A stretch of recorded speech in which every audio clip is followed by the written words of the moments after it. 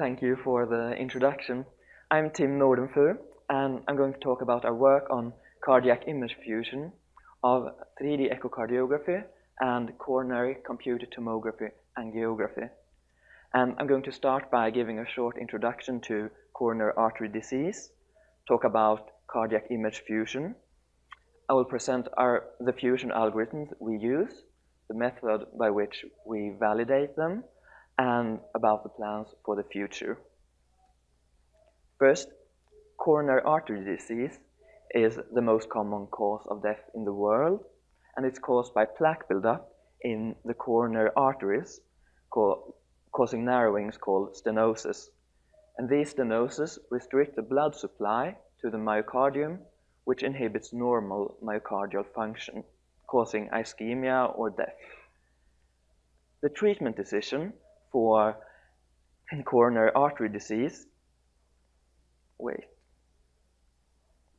is based on two pieces of information.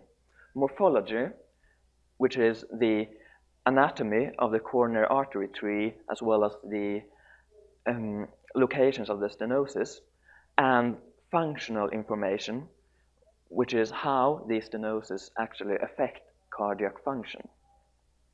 You might ask why we would need functional information if we already know the locations of the stenosis.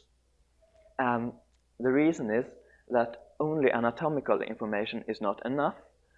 Not all stenosis affect cardiac function, and the invasive treatment carries a risk.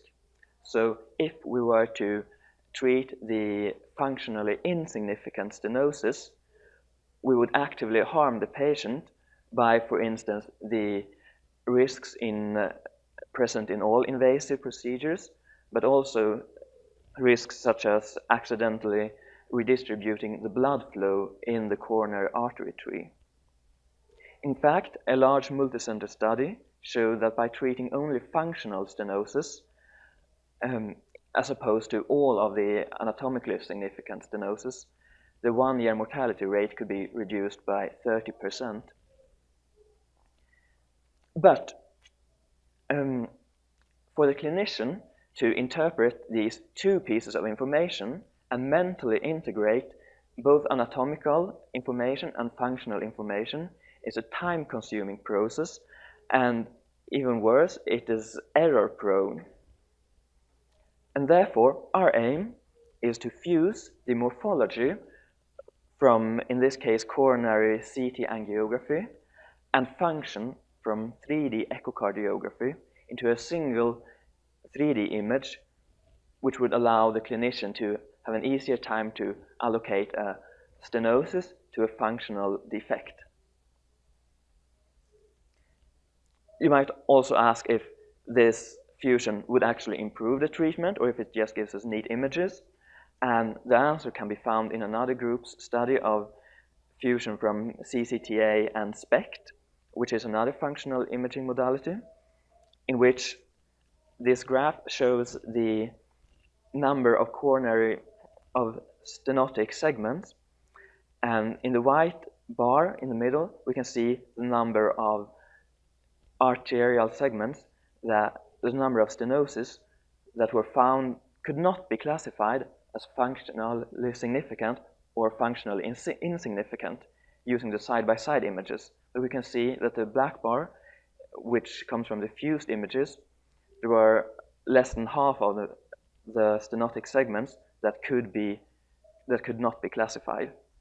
So we get more reliable information as well. In this study, we acquired coronary CT angiography images, which are single 3D images taken in late diastole using a contrast agent to emphasize the coronary artery tree. And this is where we get the important morphological information. And we used 3D echocardiography, sorry. I'm trying to get the movie, I should have tested it. And we fused this with 3D echocardiography, which is a 3D movie over time, and contains the left ventricular strain information, which is the important functional information here. For our fusion process, we start by feature extraction in the two pieces of information. And second, we register these images. And finally, we visualize the important parts from each modality. In the first step, feature extraction, we used the real-time contour tracking library, which is a tool that uses a deformable model of the left ventricle and aorta after some initialization, and adapts this using edge detection along the normal of the surfaces. We segment the endocardial surface, as you can see, as well as three landmarks: the apex, the aortic valve, and the mitral valve centers. In the second step, we use these segmented features to register the images, and we try to find a rigid transform. We use and compare three alternative transforms. First, we minimize the distances between these three landmarks: the aortic valve, mitral valve, and apex. In the second transform, we align the endocardial surfaces using the iterative closest point method.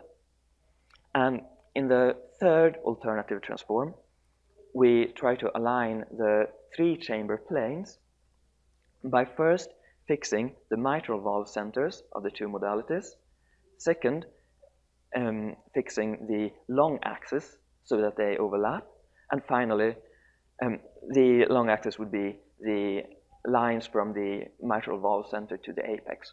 And finally, the three-chamber planes, which are defined by these three landmarks.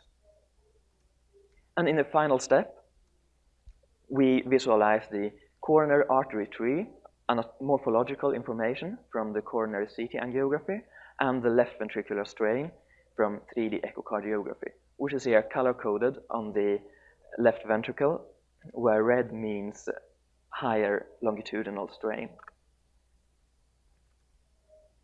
Of course, we need to validate that this algorithm actually does what we suppose it does.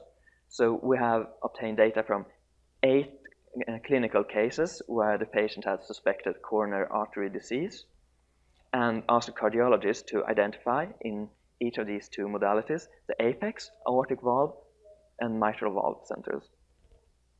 The quality metrics that we used were the natural landmark distances in the fused image, but we also wanted to quantify two other metrics that we believed were clinically significant. That was the tilt of the long axis and the rotation around the long axis that is in the transverse plane. Our results show that according to the landmark metrics, there was not much of a difference between the three algorithms. In the first column here, we show the landmark alignment, and in the second, the endocardial surface alignment, and in the final, this three-chamber alignment. And the errors were 1 to 2 centimeters for each landmark. However, for the two other metrics, the endocardial surface alignment algorithm showed somewhat worse results. In conclusion, we implemented and compared 3 registration algorithms, and we validated these using clinical data. All algorithms were found feasible, but we believe that the endocardium alignment using iterative closest point is not useful due to the susceptibility to left ventricular rotation. In the future, we plan to compare these registration algorithms on 8 more patients who we have collected data for but not had time to analyze yet. We plan to perform a clinical study in which we would compare the fused and side-by-side images to see if we can actually obtain some clinical advantage to these. We would also like to fuse these using 3D echo images at multiple stress levels, which is important for clinical diagnosis. And we would also like to expand the fusion algorithm to use contrast echocardiography. Thank you.